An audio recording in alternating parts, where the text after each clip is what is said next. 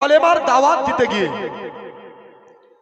তায়েফের ধাত্রীতে, তায়েফের মাটিতে আল্লাহ রসুলের কপাল মুবারক ফেটে খুন মুবারক ঝরতেছিল। বলেন সুবহানাল্লাহ। সুবহানাল্লাহ, সুবহানাল্লাহ। শুধু তাই নয়, উহুদের প্রান্তরে দ্বন্দ্ব মুবারক শহীদ করেছে।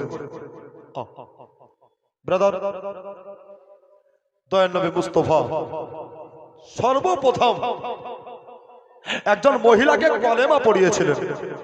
আচ্ছা, ইনার নাম কেউ বলতে পারবেন?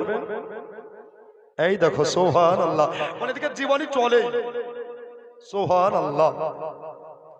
নবীর প্রথম বিবি সাহেবা উম্মুল মুমিনিন, মুমিনের মা হযরতে খাদিজাতুল কুবরা রাদিয়াল্লাহু তাআলা আনহা। বলেন সুবহানাল্লাহ। সুবহানাল্লাহ, ইনি সুবহানাল্লাহ। কলেমা পড়ে মুসলিমা হয়েছিলেন। আর রাসূল কায়নাত বলছেন, মান কানা লা ইলাহা ইল্লাল্লাহ ফাদাখালাল জান্নাহ। যারা এই কলেমা মহব্বতের সঙ্গে পড়বে তারা নির্ঘাত জান্নাতি হবে। জি, পাইকমারি গ্রামের জালসাতে যত জন এসেছেন সবাই কলেমা পড়নেওয়ালা।